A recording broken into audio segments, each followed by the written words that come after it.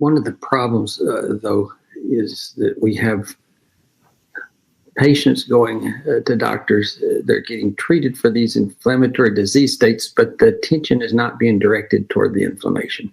Right. And so we're going to have to get the medical world on the same page with this disease.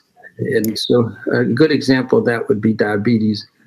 If I ask in a medical conference, where does the inflammation come from in diabetes? The majority of people in the audience, physicians, respond glucose.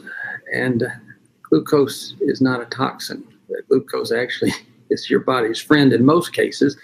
It's one of the ways that we make the mitochondria make ATP, and it's a source for it. But these patients are insulin resistant and can't get the glucose to where it needs to go.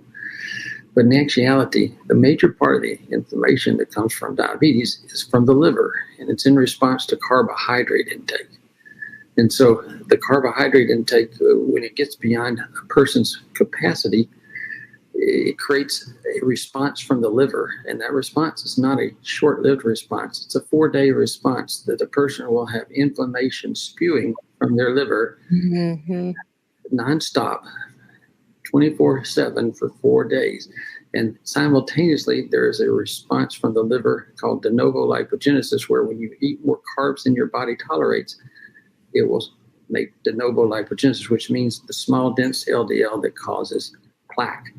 So both the inflammation and the plaque come from the liver in response to carbs. When you don't have insulin resistance, you can eat up to 90 grams of carbs in a 4-hour window and do just fine and not flip the switch of the liver. But once you become insulin resistant, that switch is flipped at approximately 25 grams of carbs every 4 hours. So if you don't know that, that becomes a problem. It's fairly easy to stay under 90 grams of carbs if you just eat reasonable, but it's fairly hard to stay under 25 grams unless you make a plan. That's just one example of how people are getting in trouble because the inference is not made on inflammation.